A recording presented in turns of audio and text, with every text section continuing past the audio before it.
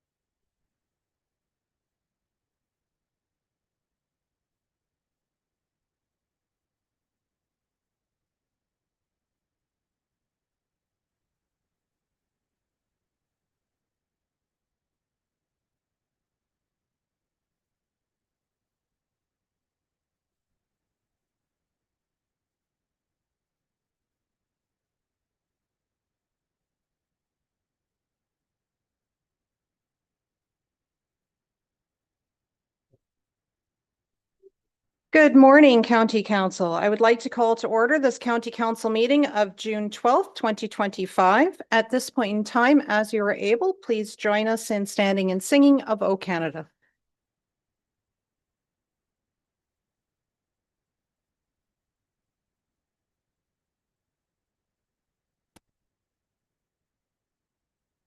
O Canada, our home and native land, true patriot love in all of us command. With glowing hearts we see thee rise, the true north strong and free. From far and wide, O Canada, we stand on guard for thee.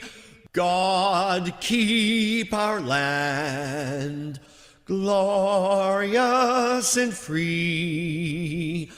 O Canada, we stand on guard for thee.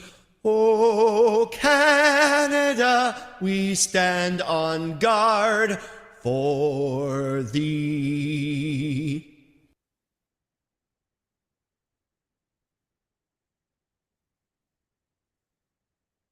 Thank you. Madam Clerk, could you please conduct our roll call?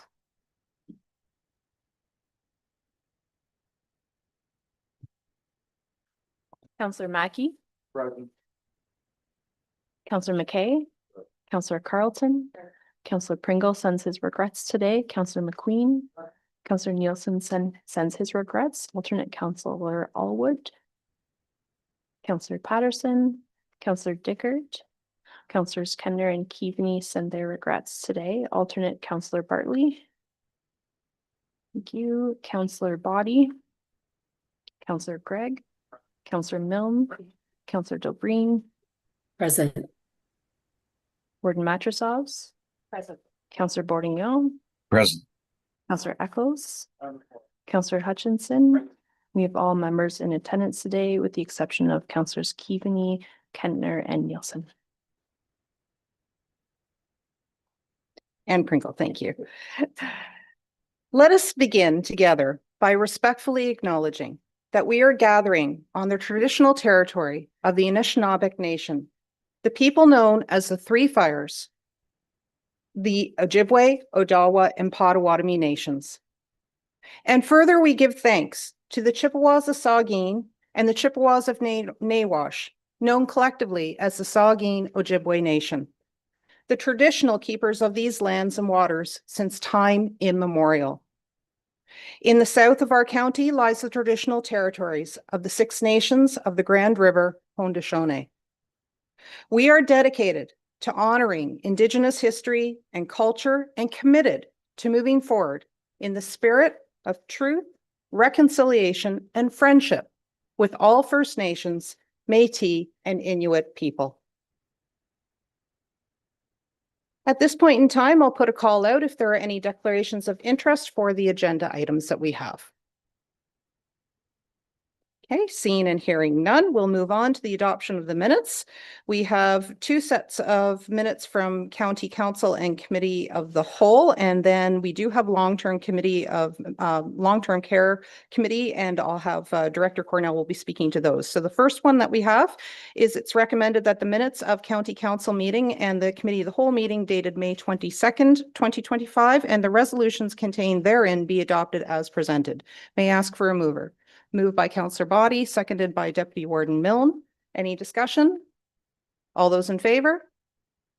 That motion is carried. Thank you.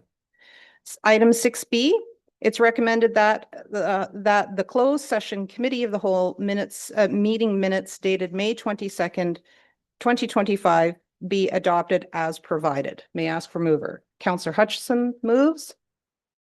And Councillor Mackey seconds. Thank you. Any discussion? All those in favor? And that motion is carried.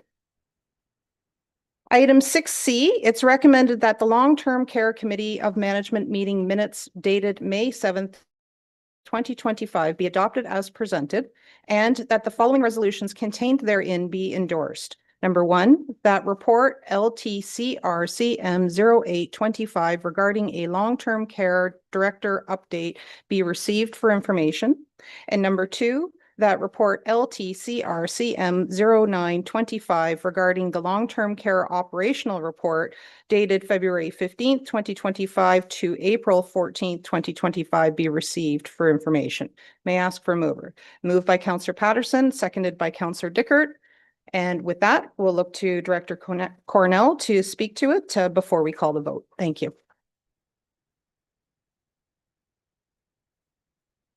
Great, thank you, Warden Matrosovs, and through you. Good morning, County Council. Here to share a bit of a summary of the minutes that are on the floor right now for approval. So regarding the director's update report, I just wanted to highlight a couple of areas. The report included an overview of a number of Ministry of Long-Term Care updates. One that I would like to highlight is a notice of the province providing additional funds to support the salary and benefits for the infection prevention and control managers in our long-term care homes. Another notable area is that the Ministry of Long-Term Care Compliance Branch has launched a compliance assistance program and was seeking feedback from operators, and all three of our homes provided information in that survey. And the compliance assistance program is something that we are very supportive of. Compliance is an important part of holding the standard for long-term care operators across the province, and an opportunity to be sharing best practice and helping operators to solve difficult situations and difficult challenges. And that's the goal of the assistance program. So we are very much in support of that program. We also gave a highlight about attending the Advantage Ontario, which is the association that we are a part of, that represents not-for-profit, charitable, and municipal long-term care homes in Ontario. And I thought it was important to share that the Minister of Long-Term Care, Natalia Kusendova-Bashta, attended and made remarks brought greetings at the conference, and specifically made comments about the importance of getting the good news stories of the best practice that's happening in long-term care out to the public. Not to hide negative stories, but to also highlight that there's lots of good work happening in long-term care. And I found that to be a very hopeful message. We continue to hold quarterly virtual family updates, so our town halls, and they continue to be well received, and we have another one coming up in a couple of weeks. Also, we held a long-term care leadership day at Sydenham campus. So that was leaders from the 3 long-term care homes, as well as leaders from our partnering and supporting departments, came together for a day of learning and collaboration. And our focus was leading in a complex world in the morning. And in the afternoon, we spent some time brainstorming, visioning, and planning the next evolution of the Designated Care Partner Program, which is our program to support family members, residents in being a part of the care team. And it was a really great day. Lastly, this report shared the announcement that Grey County Long-Term Care was awarded the Innovation and Excellence Workplace Quality Award for our Color It Coach program at the convention, and really proud of the team for the work that they've done to support students in long-term care, and our team members who are Color It coaches that are teaching, in their words, the next generation of caregivers. So it's really exciting. Highlights from the operational report, which covered the period of February 15th to April 14th. Wanted to share that the 3 long-term care homes are transferring to a new Inter-RAI reporting system. So this is our documentation system that we use to gather data that feeds into the Canadian Institute for Health Information, CIHI. And that data is used for in a number of ways. It's used to calculate our funding, parts of our funding, and also used as a measuring tool for resident outcomes. So all long-term care homes in Ontario must transfer to the new Inter-RAI program by 2026. So Lee Manor is in the first phase of that, and they are currently doing all of their training with a go-live date of July 1st. And then Rockwood Terrace and Grey Gables will learn what we can from the Lee Manor experience and go live January 1st, 2026. Wanted to also share that Rockwood Terrace during this reporting period had an inspection from the Ministry of Long-Term Care, and there were no findings of non-compliance. We also had a really good discussion about occupancy rates, and occupancy is an important measure that we need to keep track of. The way that the funding works, a long-term care home must have 97% or higher occupancy to receive the full funding from the Ministry of Long-Term Care. and outbreaks can impact this percentage. And we are seeing that percentage is getting close to the 97% at Lee Manor. And so we are actively monitoring and working with the programs that are available for occupancy protection when there's an outbreak, but wanted to highlight for committee and council that this is something we need to pay attention to. We also had some good discussion about resident and family councils. So we're legislated to have a resident council and a family council active in the home. Just because we're legislated doesn't mean that there's been a great uptake, but we are pleased to be able to share that there's been an increased engagement and attendance in both resident council participants and family council participants. And finally, I won't necessarily share the story, but would like to share with council that at every committee meeting, we make sure that we share a Color It story, which is back to Minister Kusindova Bashta, an opportunity to share some best practice, leading practice, and in our words, we call them Color It stories. And so we wrapped up the meeting by sharing a Color It story. And that's the minutes and the summary, if anyone has any questions. Thank you. And indeed, that is a long list of achievements, and we are celebrating, especially the coaching program, the benefits of everyone that's involved, including the residents and what they benefit from with this process as well.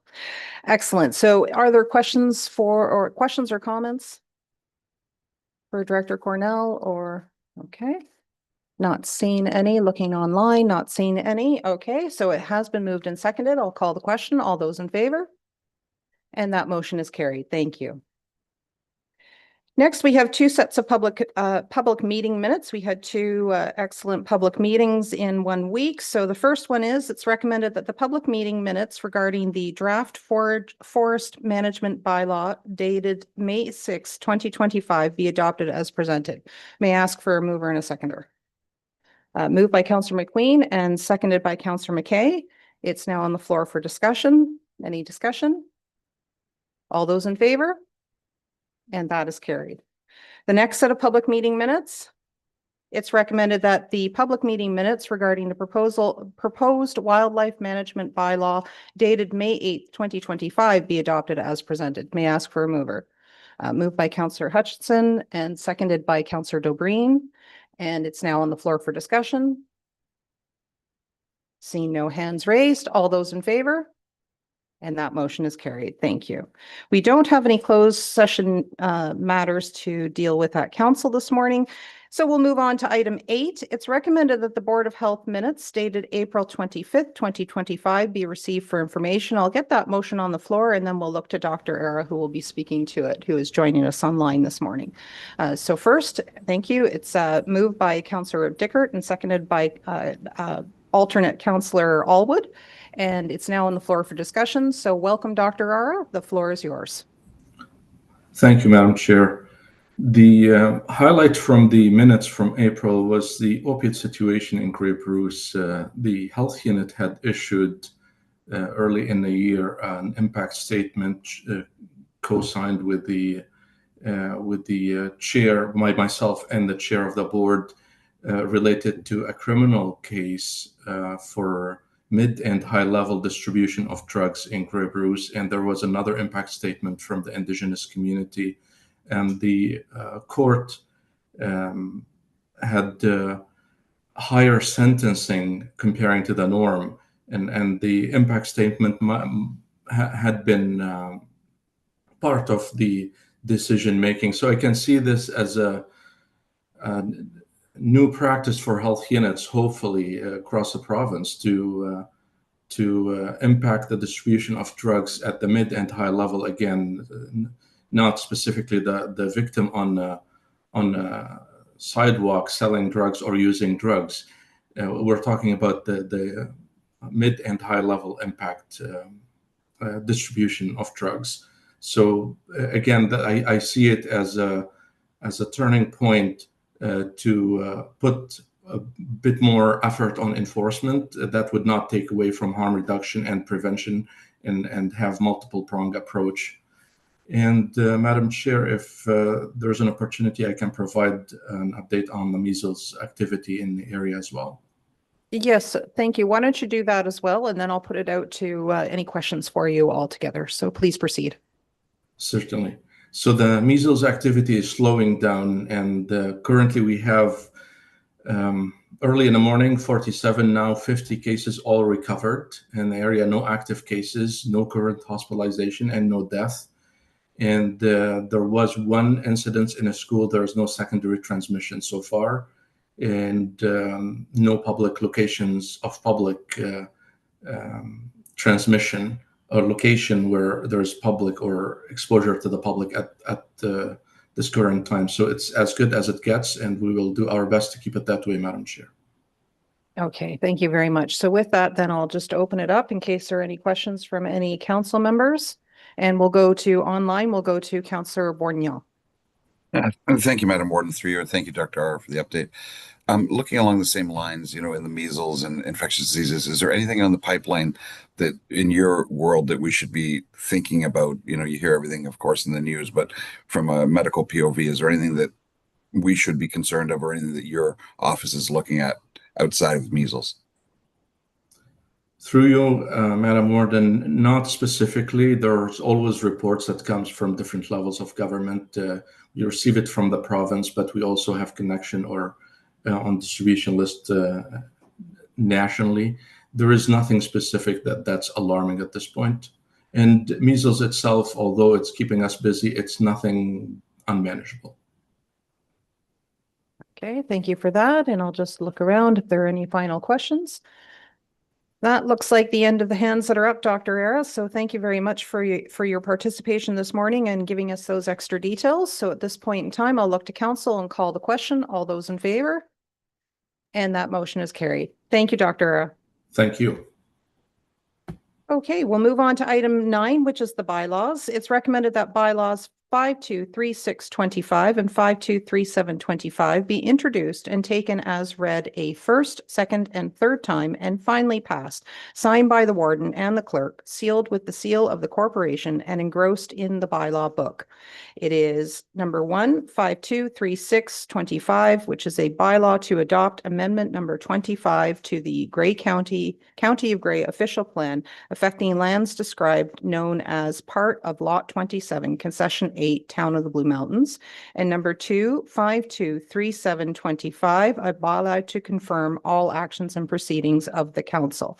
May I ask for a mover and a seconder? Thank you. That's moved by the Deputy Warden and it's seconded by Councillor Eccles. It's now on the floor for discussion. Any discussion? Not seeing any hands up. I'll call the question. All those in favor? And that motion is carried. Thank you. On to news and celebrations. We have a few announcements and celebrations that are lined up that are going to be presented on behalf by staff before I open it out to council for all the news from all of our municipalities. So with that, I would like to first begin by calling upon Director McNabb and Dr. Mehta, and we are going to perhaps, I wonder if you might, do you want to just come forward perhaps and just maybe highlight your second announcement first before we get to the special presentations that we have this morning? But I don't think you have to go far, guys. Just hang in there. But why don't you do that first so that you can share that information and then we'll have our honorees come forward. Thank you. Good morning, Warden County Council. On Saturday, June 7th, we were able to hold our annual charity car wash in memory of Andrew Barfoot, a Grey County paramedic who passed away due to pulmonary hypertension at the age of 26. Andrew was more than a paramedic with Grey County Paramedic Services.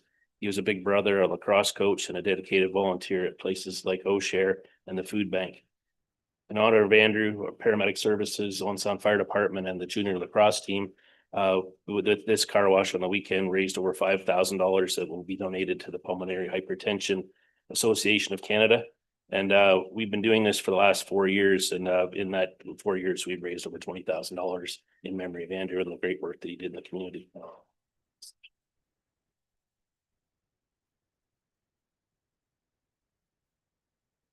That is indeed good news, and I didn't want that message being lost in what it's in honor of. So thank you very much for that. And with that, would you like to now proceed with introducing the presentations? And then once you've had a chance to introduce it to members of Committee of the Whole, then I'll come around and join you for the presentations. Thank you. I'm proud to share that 6 of our Grey County paramedics over 2 calls have been awarded the Southwest Ontario Regional Base Hospital Medical Directors Commendation Award.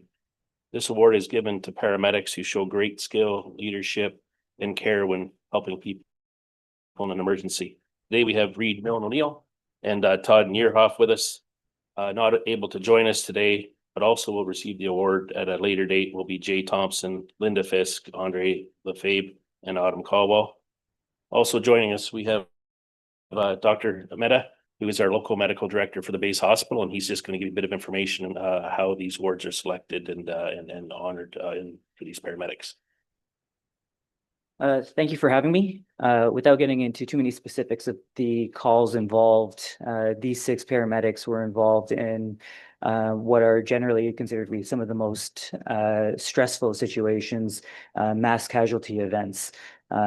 All 6 of these individuals were involved in calls where multiple individuals were injured in traumatic encounters, and all 6 of them exhibited excellent care, excellent reasoning, and exceptional strength in trying to provide the best care to those patients. And in doing so, they've achieved just beyond what we would expect for any paramedic to be able to provide, and are receiving this commendation as a result of that. Excellent, thank you. So what we'll do is we'll gather, and then we'll make sure that we have time for a moment of applause as well. But thank you to all of the Grey County team. We're very proud of you, and this is a special acknowledgement of these individuals. So I'll come around front, and then we'll join in applause.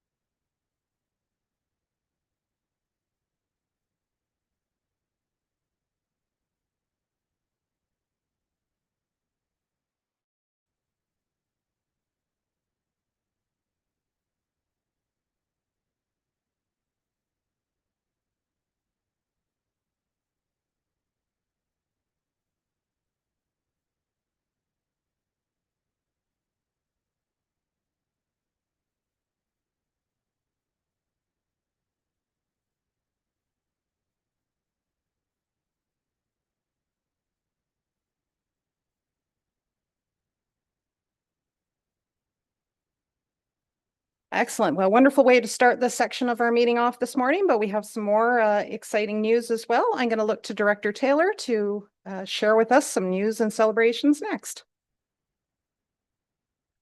Great. Thank you, Madam Warden. Good morning, Warden, members of council, and all those in attendance here today. I'd invite council to join me in congratulating the county's senior policy planner, Liz Buckton. Liz Buckton has been appointed to the Canadian Institute of Planners Housing and Healthy Communities Working Group, which is a nationwide working group on affordable housing. I believe that Liz is actually the only person selected from Ontario to be on this group. So the Housing and Healthy Communities Working Group will provide input, expertise, and advice on building affordable housing quickly while protecting the long-term health and sustainability of our communities, including the required infrastructure needed to not only build houses, but also complete communities. As council may be well aware, Liz is very knowledgeable and passionate on this topic. Liz has been a huge asset to the county in helping with our housing portfolio and our planning policy portfolio, and we're sure that she'll be a wonderful addition to the Canadian Institute of Planners committee in this regard. Thank you.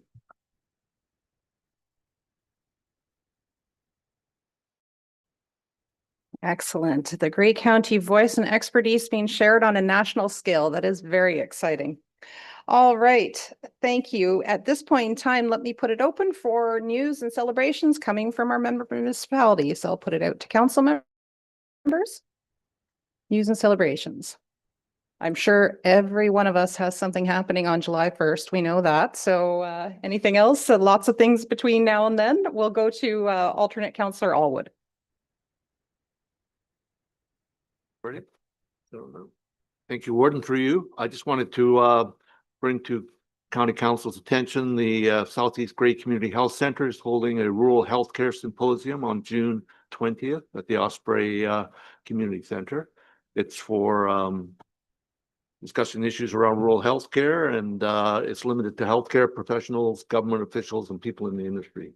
But it's really to engage elected officials on how they can promote improvements in rural healthcare. And I would hope that your member councils have received those invitations. It's a free event, starts at 8:30. I believe you have to register through Eventbrite, but hopefully we can see some elected officials out there. Thank you. Thank you very much. And other news and celebrations? Okay, looking around the horseshoe. Oh, we'll go to Councillor McQueen. Well, thank you, Madam Warden, and I just want to thank you for attending yesterday the age-friendly health fair that was held in the Kimplex in Flesherton. I've never seen so many enthusiastic seniors that were just out to have a great time, and there was a lot of vendors there, and there was some music outside, and they were just a rocket. So it was good to see. It was, hopefully we can continue doing that, and it's good. It was really good, and a lot of good vendors that covered a lot of different sectors of healthcare and, more specifically around senior care and stuff like that. So a great day, and thanks again for you coming. Always a pleasure. And I also hosted in Grey Highlands, but a county-wide, the county beef dinner was fantastic. It was sold out at 400 seats, and apparently it's the only one in Ontario that is growing in numbers each year. So when others are facing a challenge about hosting those large-scale events, the beef farmers and the junior farmers also involved did a fantastic job as well. Anything else? Okay, excellent. Well then, there we go. We'll go to Councillor Dobreen online. Thank you, and good morning, Warden and County Council. I was waiting, hoping that someone else might mention it. But on Saturday, June 20th, Friday the 20th and 21st, Friday the 20th and Saturday the 21st, the Dundalk Fire Department is holding its Firefighters Frolic. On Friday, there is a movie for children at the Pavilion in Memorial Park, followed by a baseball game. And on Saturday all day, there's a firefighters breakfast, a dunk tank, which you may see some familiar faces volunteering their efforts. And there are soapbox derby races, games for the kids, inflatables, snow cones, and candy floss. So please come out, enjoy, and have a good time. It'll be in downtown Dundalk. They're closing Proton Street, so we'll look forward to seeing people there. Thank you, Councillor Dobreen. And next I'll go online to Councillor Bourdignon. Thank you, Madam Warden. Good morning, County Council again, through you, the Warden.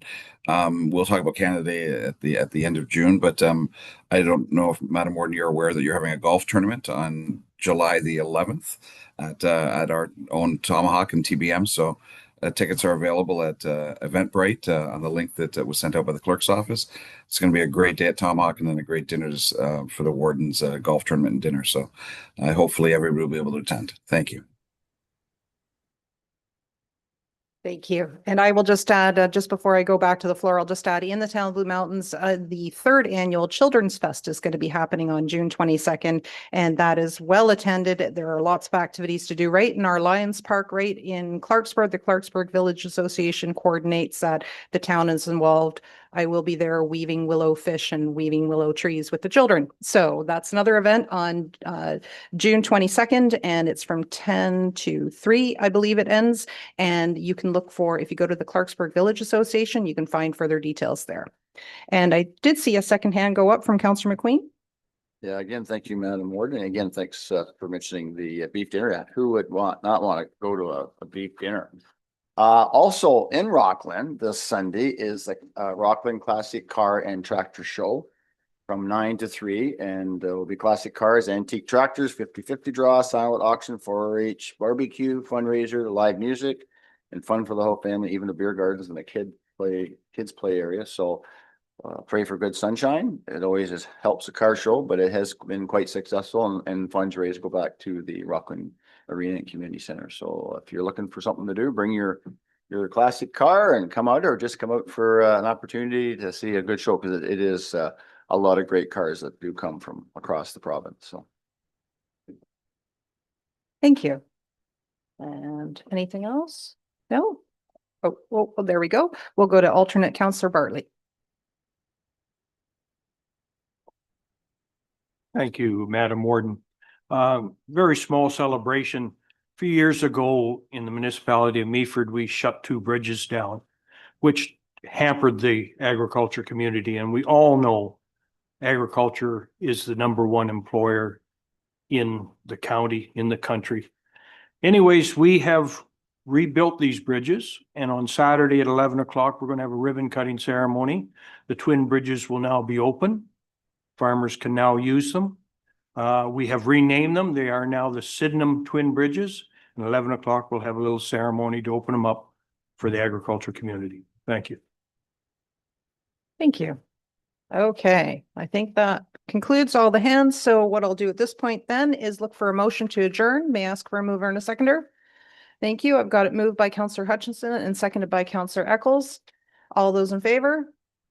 Okay, we are adjourned for council, so we'll give a few moments to allow the technology to change over before we call open the meeting of the committee of the whole. Thank you.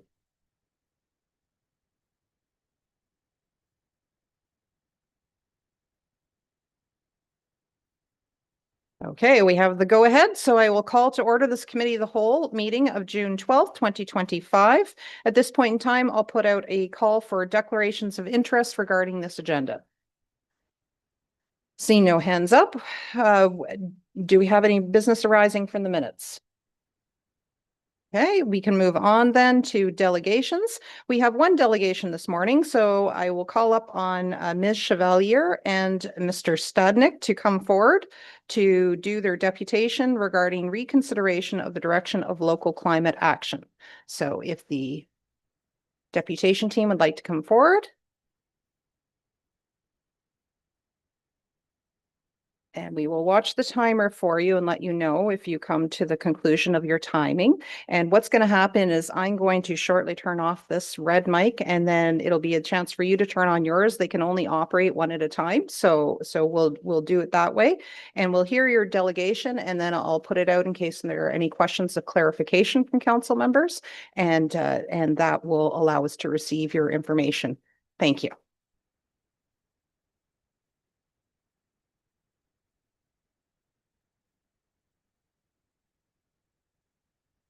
There you go.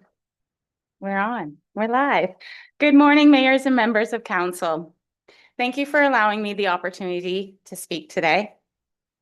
My name is Jennifer Chevalier, and I am a resident of Georgian Bluffs. I've lived in Grey County for nearly 3 decades now, after moving here from Kitchener. I work locally as a painter and have dedicated 28 years to coaching gymnastics in Owen Sound, which has grounded me in community values and a strong sense of responsibility for the next generation. Today, I am here to express a growing concern that under the banner of climate action and sustainable development, our local decision-making is increasingly being shaped by global agendas, often without full transparency or proper public consent. Over the past few years, we have witnessed an influx of policies promoting net zero, ESG, and sustainable development. While these slogans sound admirable, they mask a deeper problem. These initiatives are being driven by international organizations, unelected institutions, and financial networks that do not answer to Canadian citizens. Grey County has already declared a climate emergency and partnered with organizations such as the Federation of Canadian Municipalities Partners for Climate Protection Program, also known as PCP, and the International Council for Local Environmental Initiatives, also known as ICLEI. But we must ask, were these decisions made with the full informed consent of the people most affected? Were the long-term risks, financial implications, and broader consequences fully consulted with the public? We must recognize that Canadians never voted to be governed by global frameworks. These partnerships often tie funding and our money to ideological commitments, not practical outcomes rooted in local realities. True stewardship should be grounded in local knowledge, not global mandates. Furthermore, the idea that the science is settled is itself unscientific. Science is a process of continual questioning, testing, and refinement. Instead, what we see is the politicization of science to justify massive economic and social transformations without full public consultation. Let's be clear. Canada is already a carbon negative country when we account for our forests, wetlands, and natural carbon sinks.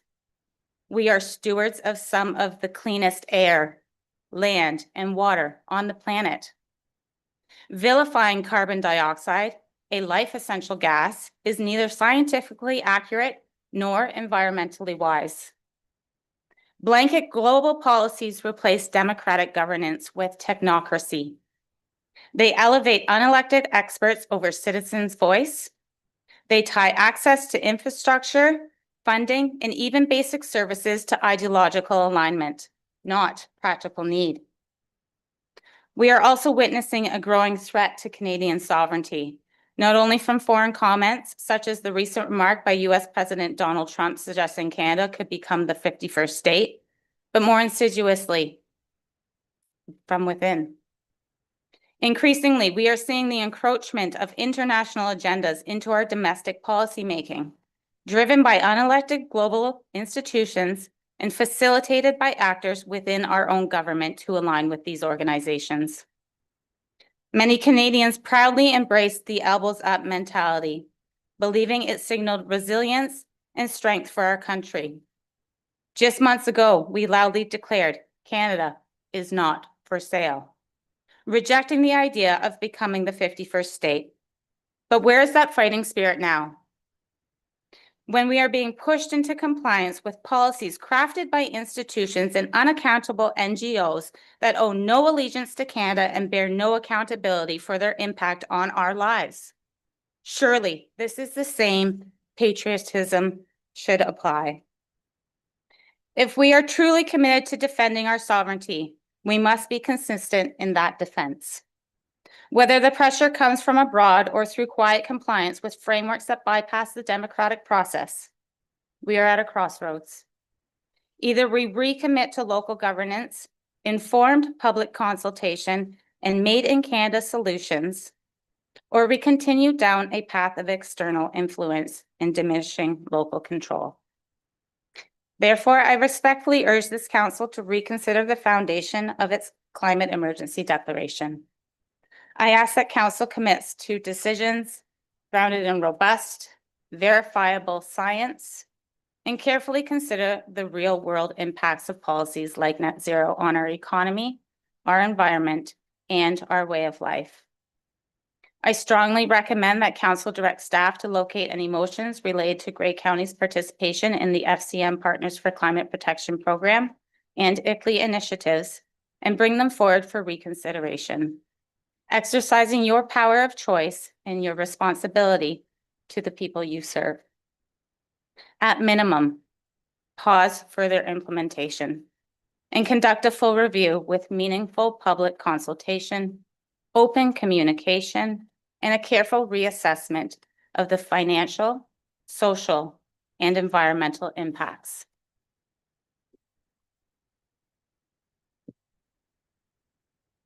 Thank you once again for the opportunity to speak. My name is Dieter Stadnik, a resident of West Grey. Building on the important points just made, local over global governance, I will focus on the financial and operational burdens these global frameworks are placing on our municipalities and question whether this is truly serving the people of Grey County. Programs like the FCM's Partners for Climate Protection and ICLEI are not free programs. They come with serious hidden costs, long-term financial obligations, and operational strain. To meet all milestones in the PCP program alone, estimates range from 7.2 million to over 192 million. Money that could otherwise support critical local priorities such as infrastructure, housing, healthcare, bridges, and public services. Even the earlier milestones, such as the baseline emissions inventory, can cost municipalities between $10,000 and $50,000. Later phases, like full climate action plans, can easily exceed $1 million or more, with ongoing costs for energy efficient retrofits, municipal fleet upgrades, smart city technologies, renewable energy projects, and staff time. It's important to recognize that the Going Green in Grey Climate Action Plan is not a legislated requirement. Municipalities are not mandated by the province to create or implement climate action plans, and Grey County's involvement in the Partners for Climate Protection program only requires completion of milestone 1 to remain in good standing. While the Planning Act does require municipalities to include general climate considerations within their official plans, there is no legal obligation to dedicate additional staff time or our money to implementing non-binding climate targets or policies beyond this. Given current budget constraints and competing priorities, Council has full discretion to reassess whether continued investment of staff time and our money into the implementation of this voluntary plan is justified or in the best interest of the county. So far, publicly disclosed spending on Grey County's climate initiatives includes $250,000 to implement the Climate Action Plan, $200,000 for 20 EV chargers with a pending 50% grant application, $30,000 in consultation fees, and approximately a $10,000 fee for inter-county collaboration, totaling approximately $490,000. Grey Highlands is the only municipality that disclosed the cost of its greenhouse gas inventory at $24,000. Yet, similar data and colorful graphics appear in the Going Green in Grey plan for all 9 municipalities, suggesting similar spending that remains undisclosed. Additional costs for programs like energy audits, heat pump installations, experimental agriculture, and participation in federal partnerships and funding programs have not been itemized. Staff time, a significant expense, has also not been accounted for. Despite repeated requests to the county clerk for a full accounting, only vague budget documents have been provided, revealing a troubling lack of transparency around public spending and accountability in the implementation of this. Yet, despite this massive investment, how much of our carbon footprint has actually been reduced? How do these costs compare to measurable benefits? Where is the transparent accounting for these outcomes? This is not responsible stewardship of public money. Furthermore, liability remains a major concern. Who is liable? The FCM, ICLEI, and federal government waive all liability for any problems resulting from these programs. If costs spiral, if projects fail, or if public dissatisfaction grows, will the taxpayers be left holding the bag? And for what exactly? Canada contributes only 1.5 to 1.6% of global carbon emissions based on prevailing climate models, which rely on unproven hypothesis that anthropogenic carbon emissions are the primary driver of global temperature increases. Even if Canada were to reach net zero, the projected reduction in global temperature is estimated to be only around 0.01 to 0.02 degrees Celsius. An amount so small it would have no measurable impact on the global climate outcomes. Nevertheless, the cost of achieving net zero could range from 1.1 trillion to 2 trillion by 2050, requiring an annual expense of 125 to 140 billion from Canadians. This raises serious questions. Is this cost justified by the results? And who benefits? Our residents or the institutions driving these frameworks? When the projected climate impact is virtually undetectable, yet the financial burden is enormous, we must ask, is this truly about protecting the environment, or is it a government-driven economic agenda shaped by global institutions masquerading as environmental policy? Participation in these programs is voluntary, and that means the right to withdraw also remains on the table. Grey County is not alone in questioning these costly programs.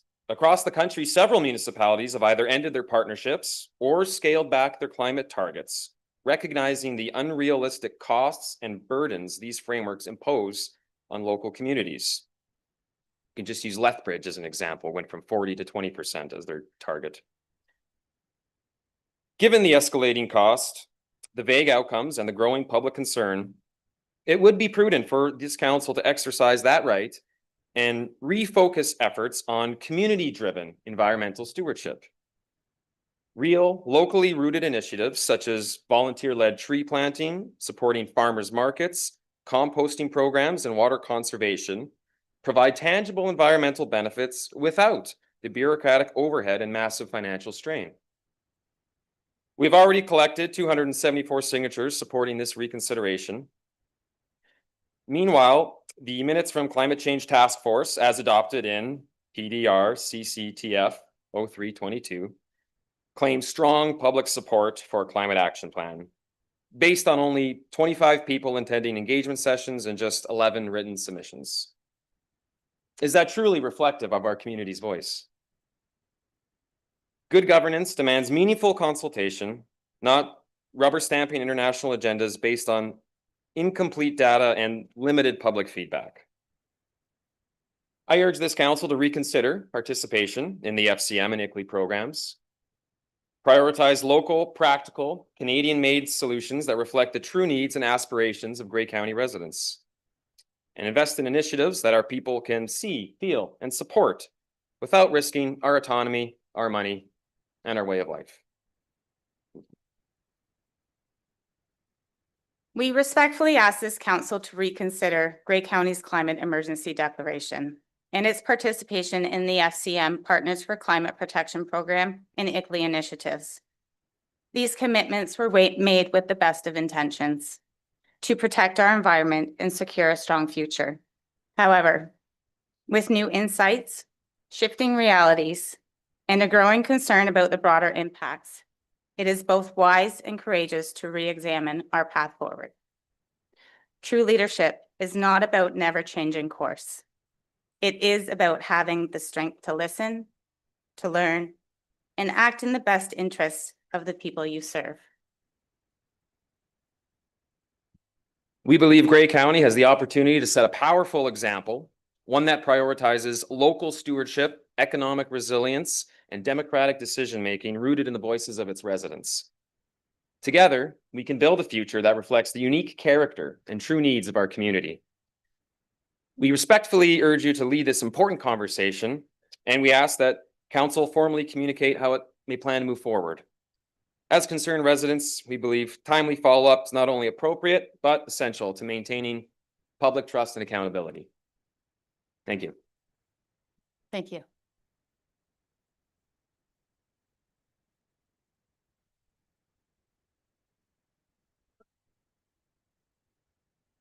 Okay, thank you very much. So at this point in time, I'll just ask that I can see on the screen our council members that are committee of the whole members that are online. While that comes up, I'll look around the room if there are any questions from the horseshoe, questions for clarification. Okay, we have a question from Councillor McQueen. Thank you, Madam Warden. It's more of a comment in the sense that realization that I think we would all agree that the weather is changing. Would that be a fair statement? Our weather. Yeah, no, I mean, in the sense of our climate, our longer summers are, you know, as a farmer all my life, like I've seen that. I guess that's my question. Would you agree that we have seen a change in our lifestyle from the weather, from the snowstorms that we used to get in the 70s to the winters that we get now today? Now, mind you, this past winter was a little bit more. Yeah. Sorry. Historically, we have seen massive changes in weather. So 1970s, for example, we were in a cold climate, a mini ice age. Now we're seeing warmer temperatures, which is something that naturally happens. We can't control it. It's up to the earth what it decides that what period it decides to be in. I was just going to build off that. It's all, we also trying highlighting the connection between policies and versus impact as well. That's one thing, fair statement. And then it's another to say, well, if we spend money on this, that will change. Looking at the one infographic of the large portion of other countries, this is a global issue, other countries and their output, we are in Grey County especially dwarfed. And that's as taxpayers kind of, that's a lot of things that, well, people here in the audience are concerned with the amount of money in this pursuit that may we might be thwarted in all efforts by people in other parts of the world. Okay, any other questions? Questions for clarification? We'll go to Councillor Gregg. Just a comment. Just want to thank you for the presentation today. We try to lead by example here and represent all the interests in the community. I see, yes, the plan is always changing. It's been changing for millions of years. It's going to be changing long after we are all gone. I see the preeminent problem that we haven't identified yet, or we've identified it, we have chosen not to realize it. But that is that we are consuming resources at a unsustainable pace.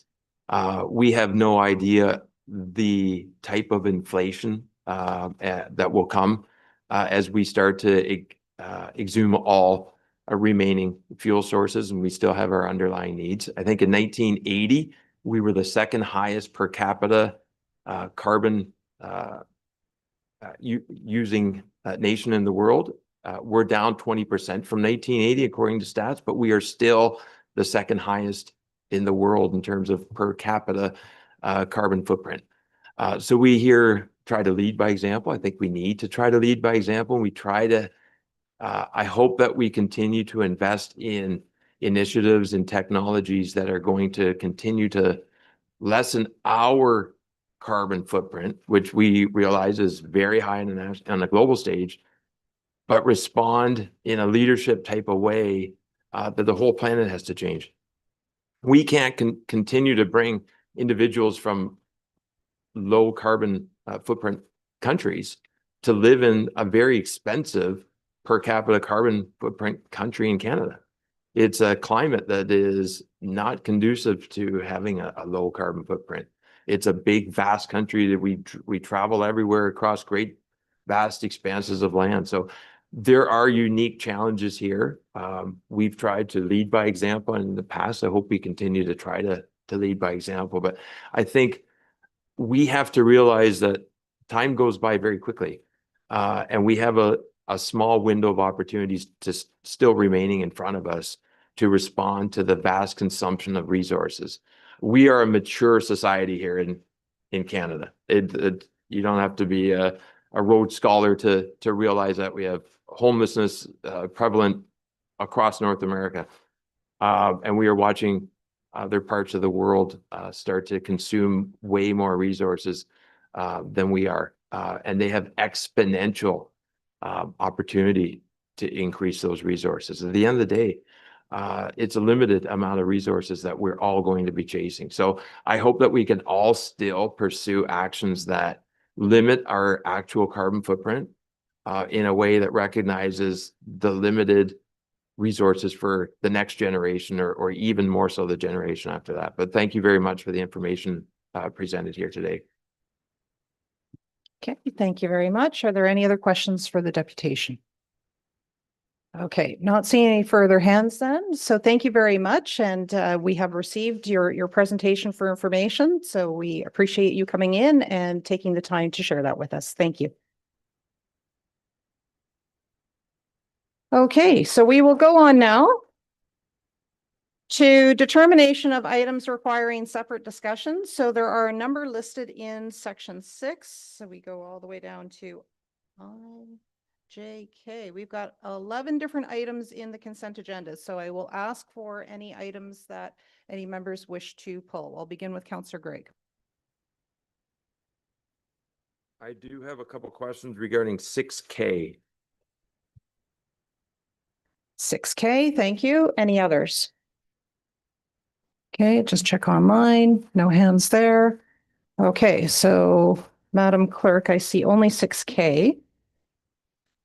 Okay, so what I'll do then is I'll move on to the resolution, the motion for item 6 for the remaining, and then we will add 6K later in the agenda. It is recommended that the following consent agenda items be received and that staff be authorized to take actions necessary to give effect to the recommendations in the staff reports and that correspondence be supported or received for information as recommended in the consent agenda. May I ask for a mover and a seconder? Moved by Councillor Carlton and seconded by alternate Councillor Bartley. It's now on the floor for discussion. All the items except for 6K are included in this one. Okay, seeing no hands, I'll call the question. All those in favor? And that is carried. So, Clerk.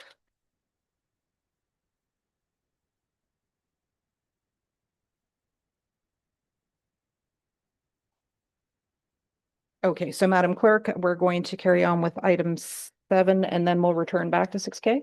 Is that correct? At the very end. Okay, thank you. So that allows us to move on to section 7, items for direction and discussion. The first one is 7A, and it's recommended that Grey County Joint Accessibility Advisory Committee meeting minutes dated May 15th, 2025 be adopted as presented and the following resolutions contained therein be endorsed.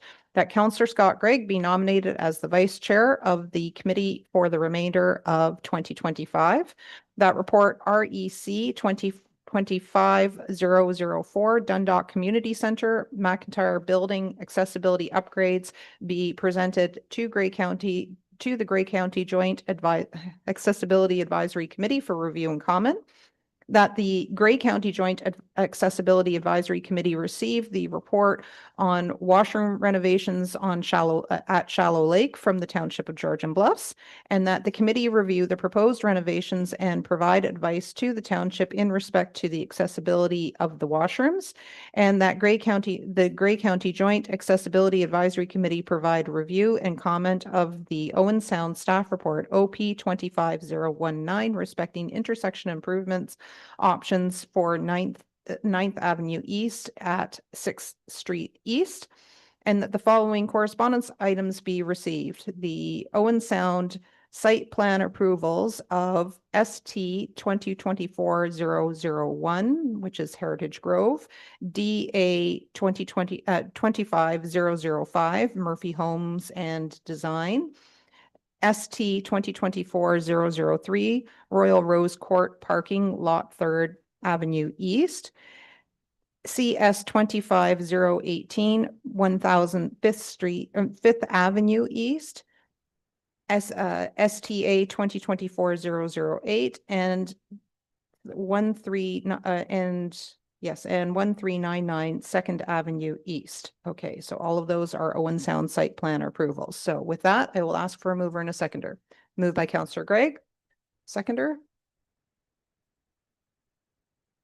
Thank you. I'll take Councillor Carlton to second. It's now on the floor, and Madam Clerk, you are at the lectern and ready to address this. Thank you. Thank you. So the Grey County Joint Accessibility Advisory Committee is a committee which includes 7 of our 9 member municipalities. It is required by AOTA that all municipalities with a population of 10,000 or more shall have an accessibility advisory committee. Municipalities may form joint committees instead of establishing their own if they choose to do that. From Southgate at this meeting on May 15th, the committee heard a proposal on upgrades to the Dundalk and District Community Center in the McIntyre building. A platform and ramp system is planned to be installed in the community center for viewing the ice surface. And the McIntyre building will see automated access doors, automated washroom doors, and upgrades to washroom hardware and a new vestibule. No comments were received on that item at this meeting. There was next a presentation on the proposed washroom upgrades at from the Township of Georgian Bluffs for the Shallow Lake Arena. They had, Jordan Bluff Council had prioritized the need to renovate the interior and exterior washrooms at the facility to make them more accessible. There will be 5 new gender neutral stalls installed on the ground floor of the building, and one of those stalls will be fully accessible. Will include an infant change table and functions as a family washroom as well. If there is sufficient budget, the renos will be continued to the former referee's change room to make it a fully accessible change room. The proposed changes to the washrooms in the exterior building include conversion of the former concession stand into 2 gender neutral accessible washrooms. And the doors will be fully automated and can be locked overnight remotely if each night. They will continue to operate seasonally. There were questions and feedback received on drainage and water as in response to that proposal. Next was the an item from the City of Owen Sound. They spoke to the intersection of 9th Ave East and 6th Street East, which is the intersection down here at the corner. Connecting Link funding has been received and will assist in the rehabilitation of this intersection, including for improvements around accessibility. There was a note that it is very difficult with this particular intersection to be fully compliant with AOTA, but they're making improvements to accessibility of the intersection. Proposals include sidewalk ramps at all crossing points, except for the northwest corner because of land constraints and the location of underground infrastructure.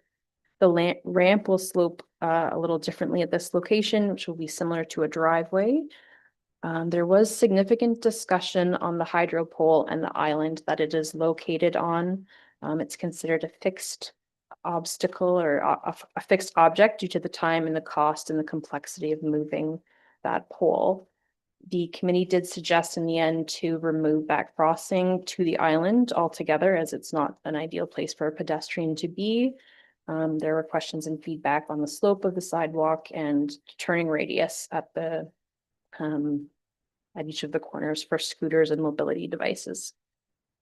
The committee also heard an update on the outcomes of the recent AOTA desk audit, which Grey County was selected for.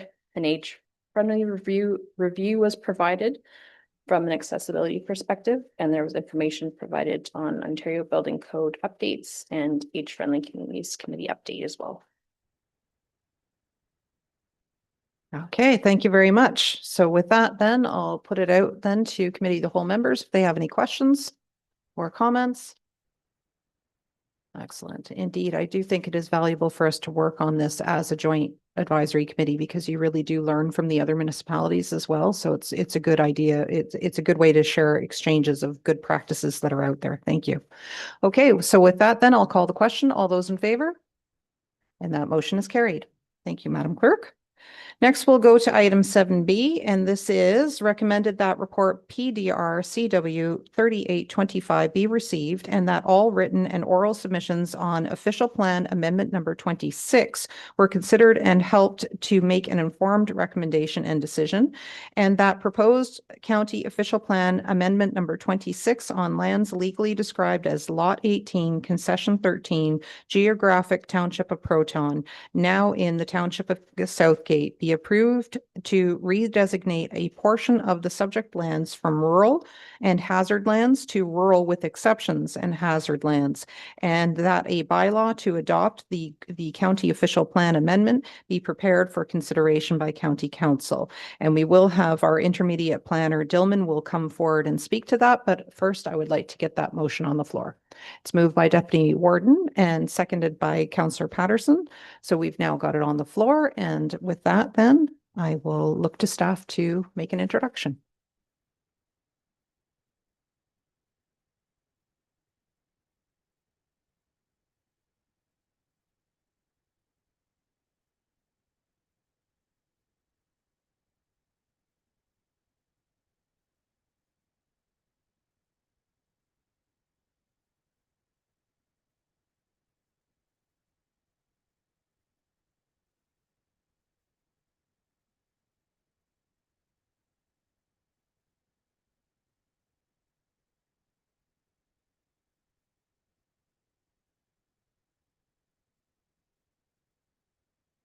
Okay, I think that is all up there. Perfect. Good afternoon or good morning, everyone. Thank you. My name is Cassandra Dillman, and I am the county planner assigned to this file. So the site, the land's on the northeast corner of Gray Road 9 and Side Road 13. They're right beside the township, the Southgate Administration Building and the Public Work Yard. So the property has frontage on Gray Road 9, and it's approximately 42 hectares in size. And you can see in the aerial image there, the property contains an existing residential dwelling. It has a barn and a shop, and those are associated with an existing on-farm diversified use. That is the lumber yard, and rezoning for that was approved in 2022. So the applicant is seeking to expand the storage areas with that existing on-farm diversified use. So that would include an expansion of the outdoor storage area and a new storage building. The property is designated rural and hazard lands, and the amendment would have the effect of redesignating the lands to rural with a site-specific exemption, and hazard lands. And the area there in red, that would be the portion of the property that the amendment would apply to.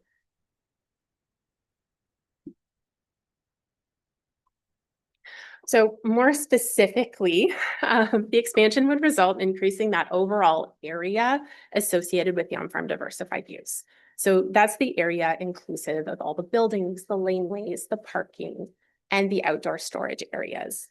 So that area would increase by 1,300 meters squared, and the county plan currently permits a maximum of 8,000 meters squared.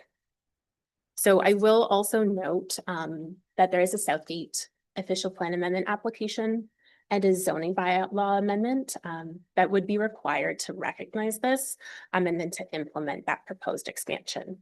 So these applications have been reviewed concurrently along with that county official plan amendment application.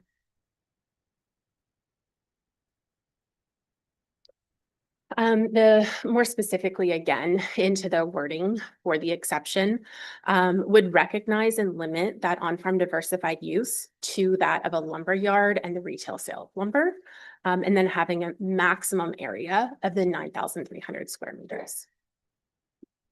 So this is the applicant's site plan. That solid red area in the top right, it's labeled B3. That's the proposed storage building. Then there's two areas that are a red hatch. They have a label of F and E, if you can read that. And those are the proposed outdoor storage areas. They're right adjacent to the trees on the site plan there. So the outdoor storage area would continue to be located on the side and towards the rear of that on-farm diversified use area. And that results in a less of a visual impact from the county road and from those neighboring properties. The storage building would also be located in a previously disturbed area behind that existing shop. In terms of comments received, so there was no concerns identified. I can note that the Conservation Authority requested a revision to the hazard mapping, essentially for it to be made smaller and to better represent those site conditions. County Transportation Services, they also requested that the existing entrance be paved to meet our current standards. No public comments were received in writing or at the public meeting. And then more recently, local township council has also provided support for OPA 26 through a staff report and a resolution. Some of the key policy considerations that I would like to note, and they are detailed in the report as well, but the provincial planning statement permits on-farm diversified uses on rural lands in accordance with provincial standards. So the most up-to-date provincial standards that we have are the guidelines on permitted uses in Ontario's prime agricultural areas. So that document identifies that there's certain criteria to be met in order to be considered as an on-farm diversified use. So for example, the use must be located on a farm, that the use must be spatially secondary to the principal agricultural use on the property.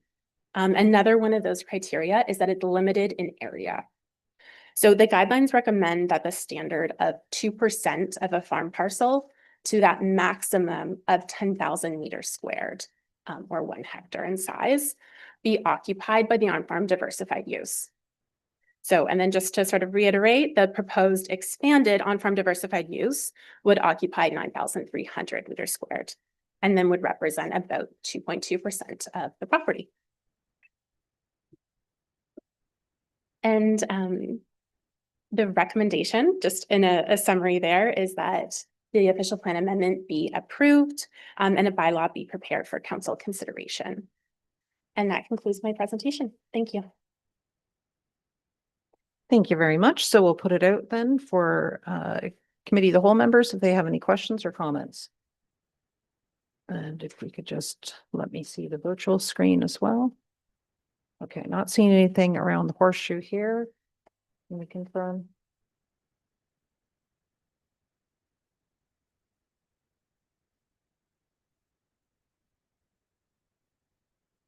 Okay, and I don't see any hands virtually as well. So, all right, I think you've done an excellent job in explaining what it is. Thank you very much for both the written report and your presentation. So I'll call the question. All those in favor? And that motion is carried. Thank you. Okay, thank you very much. We will move on now to item, sorry. Thank you for the reminder. I think this is a good time for us to take a break. At 7C is where we'll pick it up again. And if we could do a 10-minute break and reconvene at 11:25. Good suggestion. Thank you.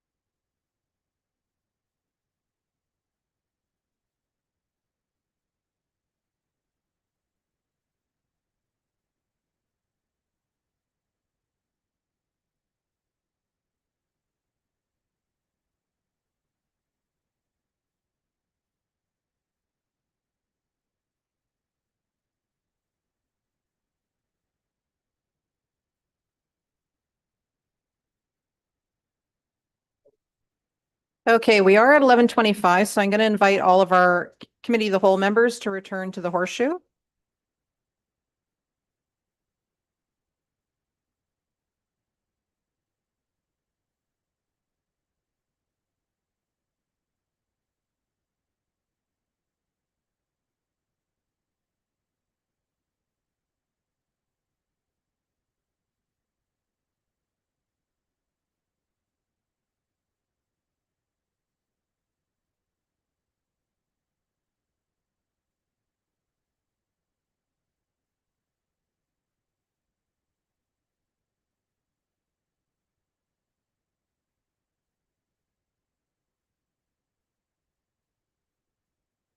All right, well, we do have a quorum, so we will keep moving to 7C while we have a few more people come back and join us. And so for 7C, the recommendation is that report EDTC CW 0525 regarding the Rural Transit Solutions Fund be received, and that the County of Gray supports proceeding with the Rural Transit Solution Fund project, and that in collaboration with its partners undertakes a request for proposal process to prepare a rural transit solutions study, and that the warden and clerk be authorized to sign the Rural Transit Solutions funding agreement. And we'll have a staff introduction with Ms. Stewart shortly, but let me just ask for a mover and a seconder to get it on the floor for discussion. Moved by Councillor Dickert, seconded by Councillor McQueen. So it's now on the floor for discussion. So welcome and thank you, Ms. Stewart. Thank you, Your Worship, and good morning, County Council. It's been a while since I saw you last, but I am happy to be here with some good news. As some of you saw the press release the last week, there is more good news coming. We just aren't able to chat about it just yet. But in this exact moment, we can talk about the funding that we have received from the federal government, which is an investment of $50,000 towards our RFP, which is going to be the base of our study, and what we need to move this larger project forward. So this is just the first piece of the puzzle. We're also in partnership with Bruce County and Dufferin County and Saugeen Mobility, who are also contributing to this larger project as a whole. So today I'm just here to ask for your permission to begin this study, begin the work to start the RFP, to put out a proposal to acquire someone who will be qualified to do the study, and help develop our future plan for our Tri-County regional transit system. Any questions I can answer for Ted? Okay, thank you very much. So we will ask members of the committee of the whole, begin with Councillor McQueen. Thank you, Madam Warden, and thanks for the great news. I did speak to a fella at FCM at a booth that talked about a bit of a plan, and he was very enthusiastic. I can't tell you his name because he didn't give me his card, but I kept seeing him and he kept talking about this. It was sort of a new approach. And I don't know, do you know who I'm speaking about? Because I kept saying, you're going to be the next bus driver. I kept saying, joking with him, and he kept, but anyway, it was at the booth. But anyway, it's just funny how in Ottawa, we were talking about Grey County Transit. So I don't know, can you share me his name? I didn't quite capture his name, but maybe you don't know it offhand. But anyway, he shared me the enlightening of the part of this proposal moving forward.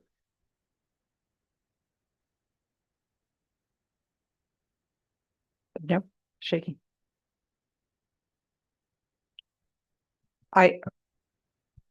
Thank you, Your Worship, through you. At this time, I'm not exactly sure who you were speaking with. I've been working with a number of gentlemen and people across the industry to develop this plan to make sure that it was sound. So I can definitely come back at a later date to discuss more details.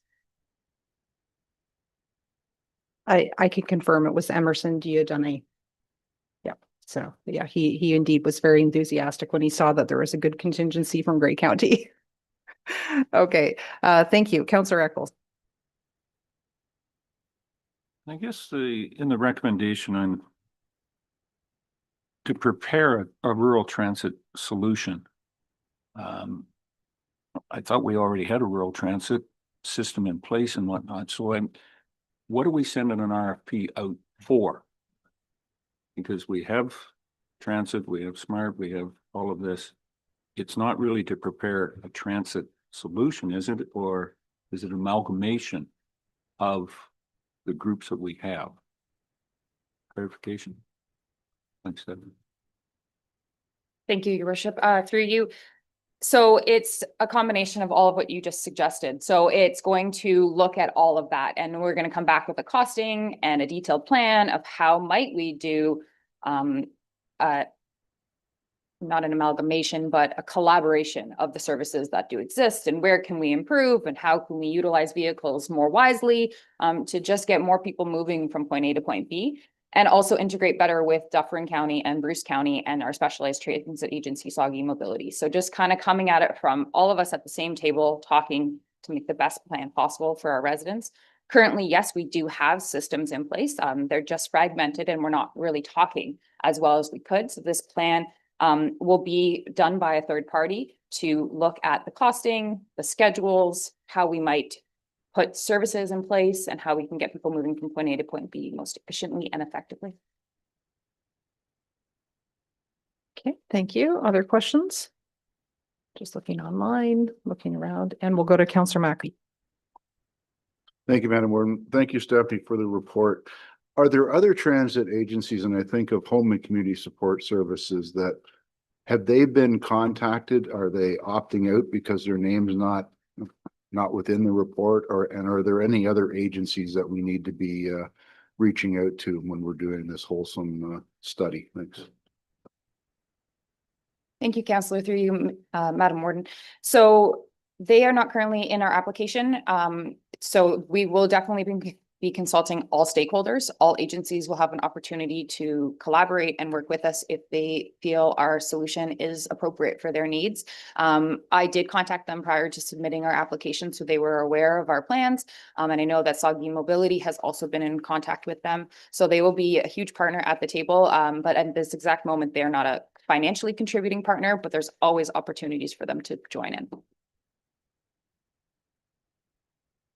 Okay, thank you. And we'll go to alternate Councillor Allwood. Thank you, Warden, through you. Uber had a presence at Roma, and they were talking, I was talking to those group of people about their efforts to be part of a solution. I wondered if they're part of the stakeholder group that you're talking to. Thank you, Councillor, through you, Madam Warden. All businesses will have an opportunity to bid and be a part of the process. At this moment in time, we haven't selected anyone. So if they would like to join the conversation, we'd be more than happy to have them. Okay, thank you. Any other questions or comments? All right, I don't see any further hands go up, so thank you very much for that update. I'll call the question. All those in favor? And that motion is carried. Thank you. Okay, so we'll move on to item 7D now, and it's recommended that report CSR CW 1825 be received for information, and that the correspondence be sent to the Provincial Ministry of Education and the Federal Ministry of Jobs and Families to advise of local directed growth pressures and the impact of target and funding reductions for expanding childcare spaces, and that the correspondence be sent to our local MPs and MPPs. And we will have Ms. Cockrell and Director Shaw speak to it, but first let me look for a mover and a seconder. Moved by the Deputy Warden, seconded by Councillor Hutchinson. It's now on the floor for discussion. Welcome. Thank you, Warden. Good morning, County Council. Our report today is here to provide you with an update as to our local directed growth plan. As previously reported, Ontario has partnered with the federal government to develop the CWALC, or the Canada-wide Early Learning and Childcare System, to make childcare more affordable for families, with the goal of having those rates at a cap of $12 per day by 2026. The current agreement does end in 2026, and we're waiting for some updates from the province as to their negotiations with the federal government. An update for our current participation with the CWALC system. Currently, there are 39 licensed sites, and our directly operated home child care agency enrolled in the CWALC system, and that totals 1,739 spaces where parents pay a maximum of $22 a day in Grey County. Participating centers receive base funding through the county from the CWALC system to cap those fees at $22. And again, that funding will also support them in that parent fee dropping to $12 in 2026. In Q1, reporting from operators indicated there were close to 3,000 children on their wait lists across Grey County. That does include the possibility for some duplications as families can be on more than one waiting list. And it's important to note that we're not sure when those start dates were. So we're not indicating that there are 3,000 children looking for care today, but there's certainly a vast number. Across Grey County, the licensed spaces that we have for children under 6 are operating about an 85% of their licensed capacity.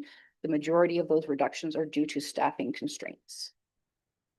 Our initial allocation for these new spaces for growth in Grey County was 504. After we submitted a report to the province, they increased our allocation to 644 spaces to be developed by 2026. This spring, the ministry revised our targets and we have seen a reduction in those spaces to 515. This because of our progress that we have made to date.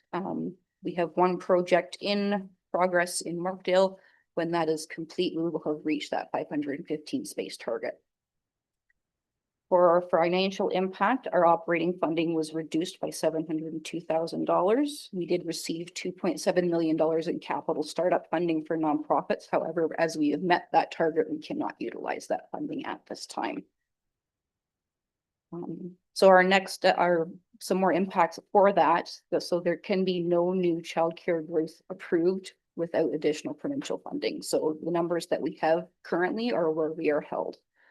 We're currently reviewing other resources to ensure that stability with ongoing collaborations with other municipalities, looking at OMSA and things like that. And we're hoping for your support to continue to advocate to the province and the federal government to at least get that space allocation back, if not increased.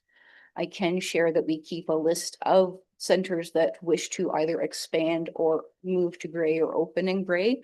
And our current listing, that would be 789 spaces that have indicated interest in opening in Grey without even putting out a request for any other interest.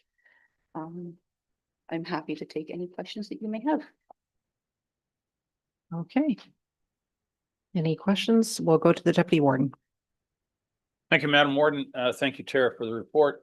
Do we have any idea where in the province would be deemed more growth pressure than Grey County, or why this has been shifted other than to say, no, you're not getting that, it's going over here? Please.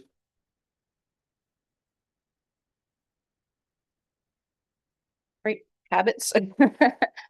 Through you, Warden, that's a great question, Councillor Milne. The province has indicated that they have redistributed the expansion spaces across the province to areas they felt were more prepared to expand within that 2026 timeline. They did use October, I believe, 2024 data to make those decisions.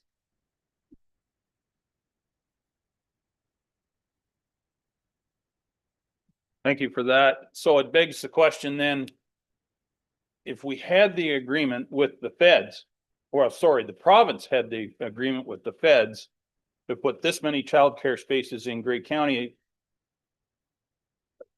is there an argument to be made to the federal government to say, no, this was the allocation based on your money. The province has arbitrarily moved it over here. And I guess that's the premise of your report, is to say, fix this, please, Mr. Federal Government. Thank you. Thank you for those that comment and that question, Councillor Milne, and that is exactly why the motion that's before council today to consider is to provide this information both to the Provincial Ministry of Education as well as the Federal Ministry of Jobs and Families, and to also share with our local MPs and our local MPPs, just to reiterate and reinforce the concern about losing the spaces that are desperately needed here in Grey County. This is truly about being able to move forward with workforce retention and attraction. And if we don't have adequate childcare spaces, then that's going to be affecting our pipeline with respect to from a workforce perspective. So we need those childcare spaces as our communities continue to grow. And so with the reduction, it just puts us further back. And there's a disconnect we see obviously between the reduction on the childcare spaces, but the increase in funding and from a capital perspective, we can advance some of those projects using capital dollars if we had the spaces allocated to us. And so that's why the recommendation that's before council today is to submit letters to both province and federal government, as well as to our local MPs and local MPPs. Okay, thank you. We'll go to Councillor Greg. Thank you for the report, Tara. And through the warden question, there's a lot for me to try to, I thank you for continuing to educate me on this program, because on the surface, this looks like a great idea that was put out there in a federal stage for a program to benefit everyone without being thought through. And then when you're trying to actually practically roll it out, it's very hard to execute, and there's problems and challenges all over the place. So my question is, in the financial resource implications, it notes at this time, the revised allocation will continue to support the current commitments to local operators. However, staff are undertaking analysis to determine the ability to support all programs if they were to operate at their full license capacity. The question is there an undiagnosed financial liability to the local taxpayer for a federal program here, or you're just looking at different programs that are contained within that's my question. Is there a shortfall here that the local taxpayer might be expected to pick up? For you, Warden, thank you for the question. At this time, we do not anticipate any shortfall. We just want to ensure that when we get those centers to 100% capacity, there isn't an operating shortfall that we need to go back to the province to address. The formula to calculate those rates has been beneficial to our local area. It's the same calculation across the province, and as some of our rates were lower, the majority of our centers have seen an increase that has helped stabilize their operating. So we don't have a concern. We just want to continue to forecast that we're going to be okay. So when they are putting the program together, do they use the same cost estimates for, there's essentially the expenses of operating the facility plus profit. But like many services and goods, it's much more expensive in Toronto, for example, than in Grey County, potentially. So is it an equal cost sharing, or do they actually at the province or federally assume that there is a higher cost and a greater need to allocate fixed dollars towards higher cost centers? For you, Warden. So the province does allocate a percentage of the base rate. So Toronto would, for instance, get 100%, Grey County gets 80% of that dollar amount. So there's a multitude of different calculations that go into the allocation. And so our centers get 80% of that, taking into just what you said, rents could be higher in Toronto. Some of the costs are similar: staff wages, food is generally a similar cost in childcare. But there are definitely some differences that the province has taken into consideration. Okay, thank you. Any other questions or comments? Oh, we're going to go online to Councillor Dobreen. Thank you. Through you, Warden Matrosovs. Tara, a lot of numbers. Your report indicates that we're currently at the allocation that they have just granted us for 2026 at 515. And you mentioned that you have interest and ability to fill 729 spaces if we had been allocated those spaces. Does any of that factor in the new school in Dundalk that was to have additional spaces allocated to its daycare in the school, the childcare in the school? Thank you. Through you, Warden, thank you for the question. We did reach out to the Ministry of Education about that, and they have stated that because it's past the 2026 completion date, there will be a new agreement in place. And because it's all part of the Ministry of Education, they will take that into consideration with whatever our next allocation could look like. follow up? Follow up? Yes, please. Thank you. And just so that to that point, I think it's important to say that if we had adequate funding and the space is allocated, we're prepared to grow our and fill 729 spaces. For you, Warden. At this time, that is that is how many spaces have indicated they would like to potentially open in Gray. We don't have any committed spaces, pardon me, or contracts with anyone else because we knew where we were at. I'm just keeping a list. We frequently get calls from centers in other municipalities that would like to expand in this area and things like that.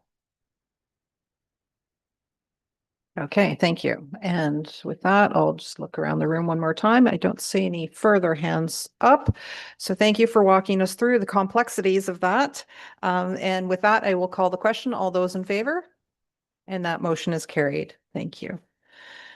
And we do not have any closed session matters to consider on this agenda. So our other business, I did ask for us just to slot a little bit of time in for updates from the 2025 FCM conference. Because it was held in Ontario this year, that did make it a little bit more accessible for more of us to attend. And we had a very good contingency from Grey County. It was lovely to see. So I just thought we should just take a moment in this agenda, and I'll just ask each of the members that were present at FCM, just because it does give us that extra scope. We're all very busy. There's lots of good attendance from around the horseshoe at our Ontario-wide conferences, but this was that extra layer of opportunity to interact with people from right across the country. So I think that one just warrants a little bit of sharing. So I see online, I'm going to go to Councillor Dobreen first, then to Councillor Bourdignon, and I would invite any of the other members present here in person that attended to just pick one highlight, just pick one highlight that you found. I know it's going to be difficult, Councillor Dobreen, but just pick one. You start us off, and then everybody else can add one to it, because I'm sure we would agree on a lot of the positiveness of attending that conference. So absolutely. And thank you, Warden. And I actually was seeking clarification about the item, the consent item with regard to the Grey Roots roofing repairs. Did we just, I'm sorry if I missed it. I may have in one of my coughing episodes, but yeah. No, it's okay. It's still coming.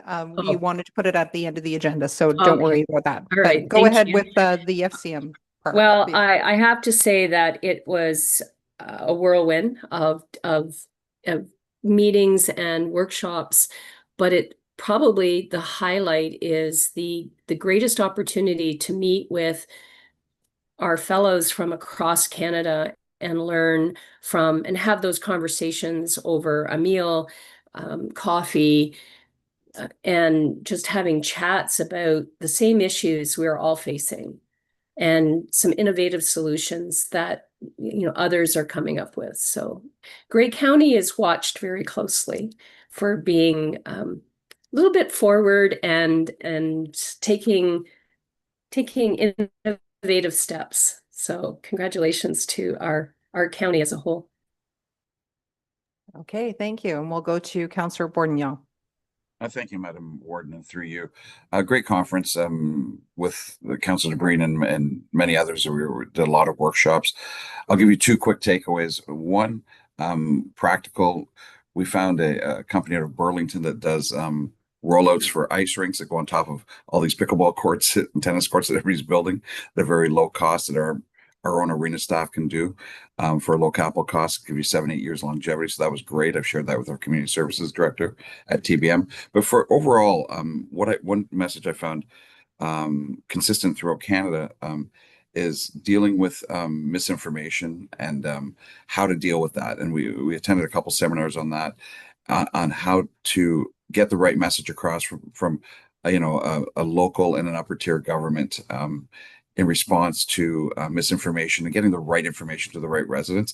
And I found those key factors very important. So there's a lot of takeaways that we can do to help manage that, and we can share with our own internal communication staff. So to me, that was one of the largest wins. So thank you for the time for me to share. Thank you. Next, we'll go to the Deputy Warden. Thank you, Madam Warden. And I just quickly want to thank Councillor Bourdignon for his mentorship. I think he told me that was the first conference he had attended as a county councillor, and he did a marvelous job of keeping me out of trouble. And I don't know, he kind of disappeared late in the conference, so I don't know what kind of trouble he get into.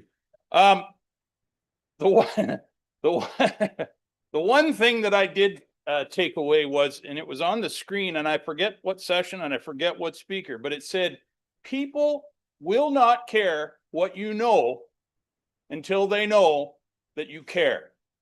And I thought, that's a keeper, that one. So that's what I learned. Thank you. Thank you. And I can confirm that Councillor Bourdignon was present and accounted for into the weekend. Okay, and any others that would like to share any highlights? We'll go to Councillor McQueen. Thank you, Madam Warden. And I would say the opportunity to speak to comrades or whatever across the country and all the different things that, one of the things I learned was a lot of representation in the province of Alberta is they just have counties. They don't have upper or lower tier. They just call themselves a county, which is interesting in that part. I would say that when the Prime Minister spoke, it was very well attended. I didn't get into the room. I had to go upstairs and watch it on TV. But I think importantly, there's some of the announcements that was made there with housing, I think was an important part. The last day, and I don't know, sometimes you have to hang around. Well, two things. The session where they're talking about the resolutions, there was quite a debate and a little bit around climate changes, those that were there and the north, that was sort of interesting. But more importantly, the pollster who was from, maybe I better lean ahead a bit here. The pollster that was from Ottawa, I'm trying to think of the name of the pollster, anyway, there's a young guy about 43 years old. That's how he described himself, how he analyzed the last federal election and the voting and how more, I don't want to get into the specifics, but how it was analyzed and how it was quite a change to normal federal elections and on the issues and the topics. And we know one of the main topics was, and it was quite a shift. And you know, those that are traditionally one party or other party did a switch. And then those that are sort of the younger generation did a switch, which was interesting. And it's all because of the dynamics or the individual issues that they have been dealing with in the last, 5-10 years. And one was cost of living, where the younger generation's dealing with that. So I don't know if any others sat in on that. It was sort of late in the afternoon on the Sunday, I think it was, but I found I think the slide is probably available, but there was a lot of data. And I think maybe, I'm not sure if it was Councillor Millen mentioned it, but there is a bit of a difference in concern of trust. And I was going to pull it up my phone, so I took some slides on it. But did anybody else sit in on that session where the pollster was talking? I don't know if there's anybody else. I got to pull up I took a few screenshots, but there was concerns around, I get the wording here, and precarity was one, and just the sense of trust and moving forward. So it would be good if others were able to follow up on that slide presentation from that pollster. And it was Abacus, Abacus, Abacus was the pollster. Did you sit on that one, Councillor Miller? Yeah. So you know what I'm talking about, some of the points that were raised and how they have to sort of it's a different trust factor. Sure. But it was good. Thank you. Yes, it was. And that's one of the values when a number of us attend, is that we can all go in different directions too. When it came to the workshops, often you have to make choices. So in addition to all of those wonderful things, yes, I will say a lot of the lunchtime conversations were explaining what an upper and a lower tier were, because we forget that across even things are different across Ontario, but especially across the country, they're quite curious. And when we'd explain about the value of working together on the upper tier level for some big big picture things such as early childhood care that we heard about. There was a lot of nodding heads. It made a lot of sense to people. And I will just say my highlight is the programming gave us lots of choice to explore. I appreciated that there is a good balance between economic sustainability, social sustainability, and environmental sustainability. You could kind of pick and choose which things you attended under one of those three buckets, understanding that they all have to go together, and that just broadens our horizons and helps us learn more. So all right, so with that, I'll close that off then, and we will return to our item 6K it was. So I will just read out the recommended motion, and then we will call upon Director Myers to speak to it. So 6K, the item that we had pulled from the consent agenda, it's recommended that report EDTC CW 0625 regarding Grey Roots Village unanticipated capital projects 2025 be received, and that the schoolhouse portion of the 2027 Cedar Shingles capital project be advanced to 2025 due to failed inspection, and that the required 3G upgrades to life safety monitoring infrastructure be completed, and that both projects be funded from a combination of year-end surplus and Grey Roots Morriston Village Building Improvements Reserve. May I ask for a mover and a seconder? Okay, it's moved by Councillor Carlton, seconded by Councillor Patterson. So it's now on the floor for discussion. Thank you very much. Good morning, County Council. Not an exciting report to bring to you today. We don't like unanticipated capital expenses, but here we are. There are two purposes to this report. The first one deals with the schoolhouse roof, which was actually planned for a roof replacement 2 years from now. But every year we do an inspection of all of our buildings, and this year that roof is demonstrating failure. We're seeing a lot of rotten spots and a lot of areas where there is leaking beginning. And given the fact that we hold many important artifacts in that space, we do not want that leak to continue or to grow. So what we're asking council is, instead of waiting until 2027 to do that project and repairing it temporarily now, let's move that replacement up so that we can do it now. The roof was done in 2009. The schoolhouse was actually built over a 3-year period by volunteers, staff, and students. So those cedar shingles, they've lasted 16 years. They were made by Grey Roots staff at the time. And what we would like to do through this process is get away from making our own materials all the time to going with industry, so that we can get lengthier terms out of those roofs. This one, we expect a replacement would last up to 30 years with where we would like to go. The second deals with a 3G network upgrade, which we got notice on April 30th from our fire safety monitoring company that Rogers is updating all of their cell towers, and the 3G will no longer be monitored. We are on 3G, which means we will not have any fire monitoring in our heritage buildings, and that is just also not an option for us to have. So we need to do this work to upgrade it to 5G before they cut us off. The anticipated quote that they provided is $5,640, which isn't a lot, but in our budgets, that would eat up half of my maintenance budget. So that's why we're coming forward to you. Our hope is that we will find in your surplus this year to be able to pay for some of this, but we know we can't pay for all of it, which is why we would need a combination of any surplus at the end of this year and then also going into our reserves. So the roof project was already anticipated for the reserve. We'll take it out of 2027, move it up, but the 3G was not at all on our radar. So that is why we are before you today. I'm happy to answer any questions that you have. Okay, thank you. So Councillor Gregg, you did pull it. I'll offer you the floor first.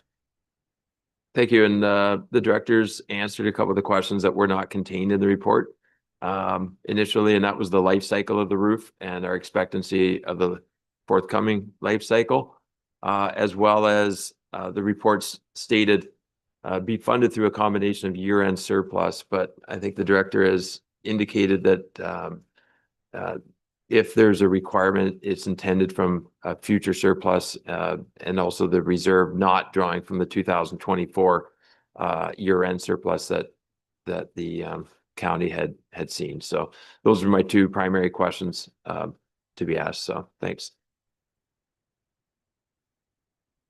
Okay, I'm glad that was valuable. So we'll go over to Councillor Mackey. Thank you, Madam Warden. Just wondering, the extension or the the lifespan of the new type of roof, is that a similar material? And is 30 years as much as we could get if we looked at, you know, composite type cedar shakes or? Thank you. That is an excellent question. Through you, Madam Warden. It is a red cedar that we're now looking at. The current roof is a white cedar, so the life expectancy is about half. The reason why we are sticking to cedar shakes now, I mean, council can direct us otherwise, but it's to maintain that historical accuracy. So we don't want to put on a roof that would not have fit that time period, even though it is a replica building. They've done a really good job of making sure that we try and keep that accuracy, which is why we want to stick within the cedar shakes, but instead of a white, go to a red so that we have that longevity. Okay, thank you. We'll go to the deputy warden. Thank you, Madam Warden, and thank you, Savannah, for the report.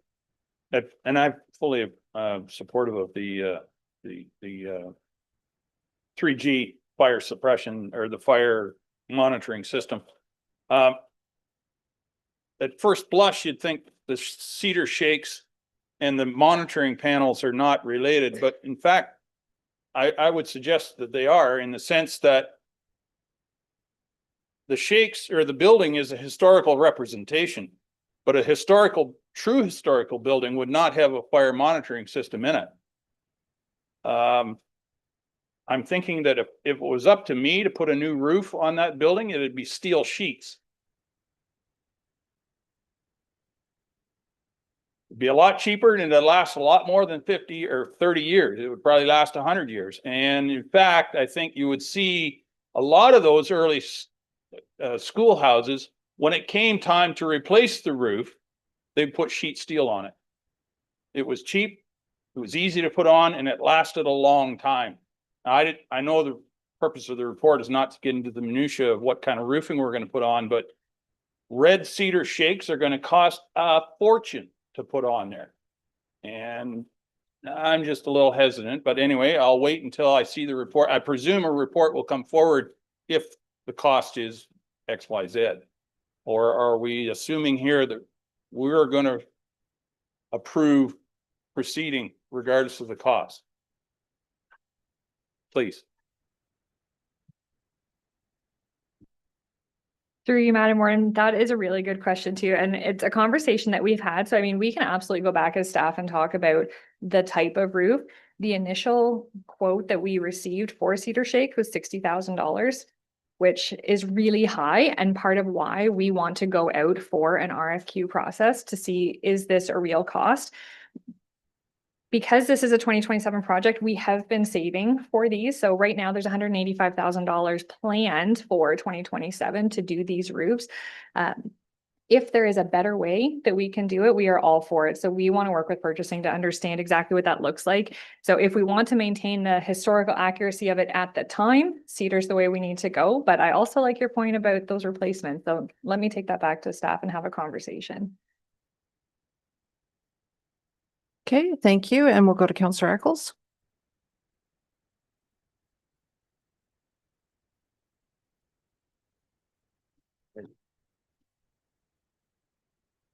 Yeah, they're always scared of giving me the mic. Thank you. Probably is a good reason. I guess I look at it, in the schoolhouse is beside a building that probably historically it would have had cedar shakes on that roof. It's called the barn. And yet it's steel. So to Councillor Millen's point, putting a steel roof on it probably for less than $20,000 and getting it, because that's what they are historically. What happened, it's, you don't see any of the old schoolhouses that are still out there that have cedar shakes on it. I agree with Mr. Millen. Go and find what steel is going to cost. You don't need aluminum, probably too much tariff on that.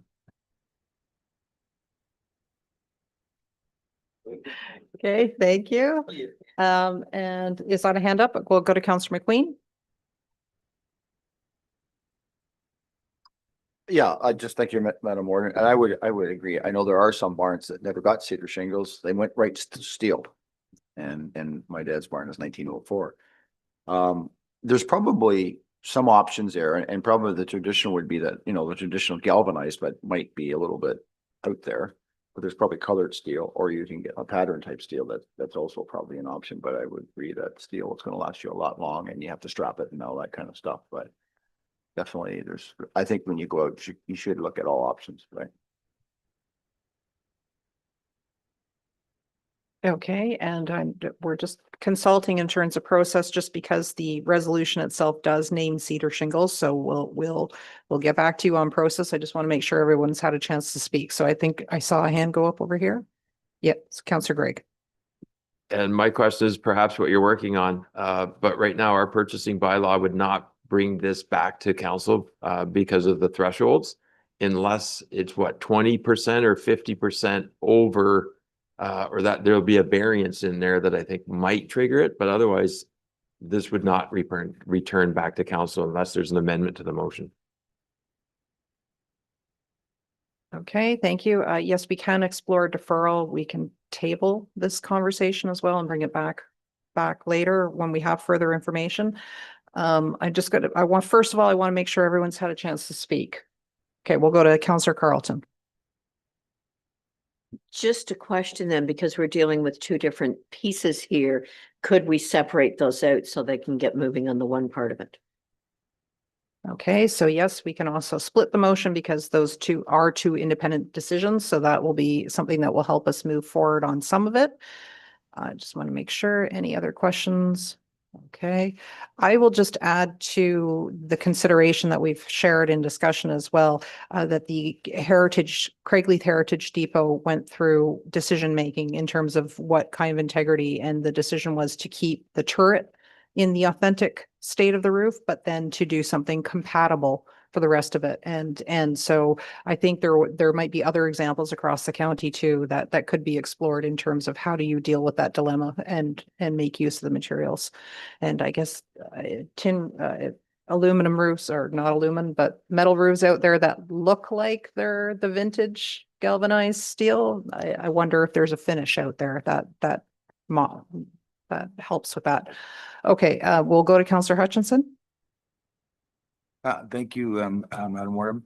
The other thing I was going to say is to check into composite, because there's companies in Ontario that are recycling plastic, and it looks just like cedar, and it's got quite a long longevity and very competitive in the pricing that we're all talking about.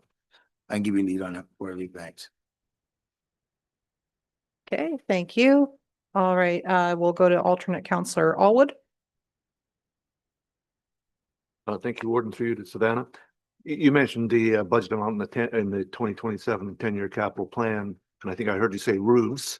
There's 5 roofs, and this one red cedar shingle roof would be $60,000. Okay, I just wanted to get that figure in my mind. Thank you. Thank you for that question, through you, Madam Warden. It is 5 roofs, I believe, that are included in that, but the schoolhouse is the largest. All of the other ones are a lot smaller, which is why that budget was developed the way that it was. But I mean, you know me, if there's anywhere that I can save dollars, I will do it.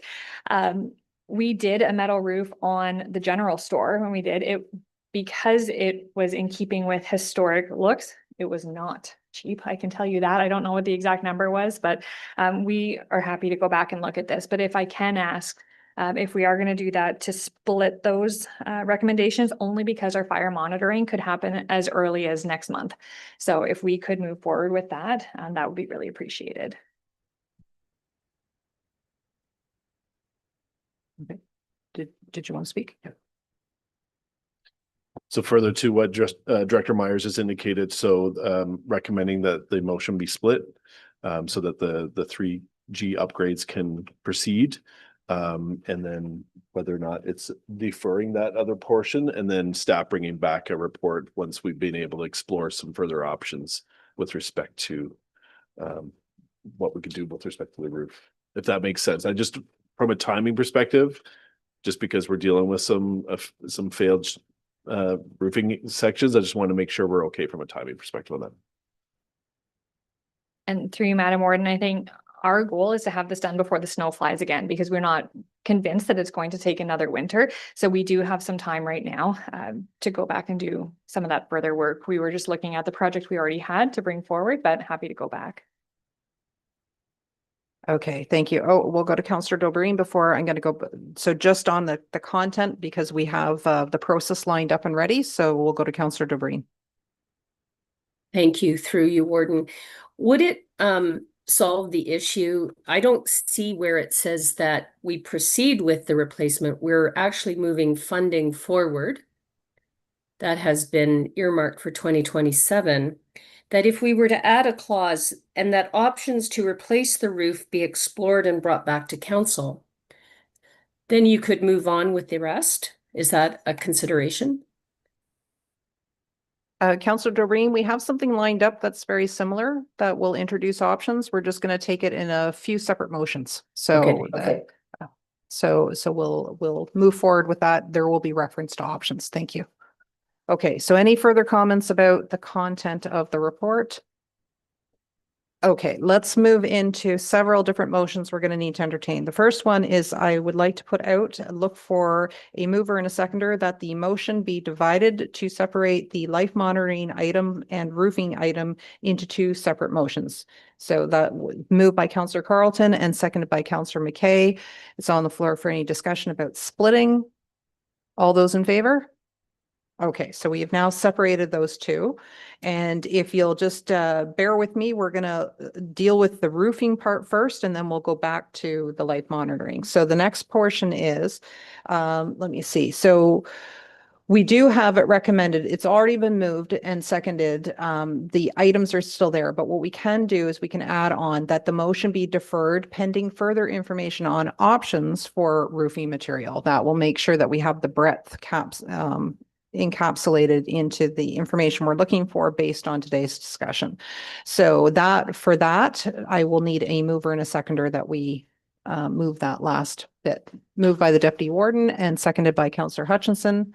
It's now on the floor for discussion that we look into the options, and that's why we're deferring. Okay, all those in favor? Okay, that motion is carried. Excellent.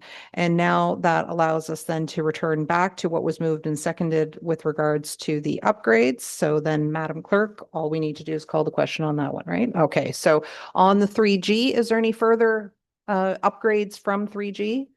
Any questions or comments? Okay, seeing none then. So on this portion that was moved and seconded earlier, I'll call the question. All those in favor?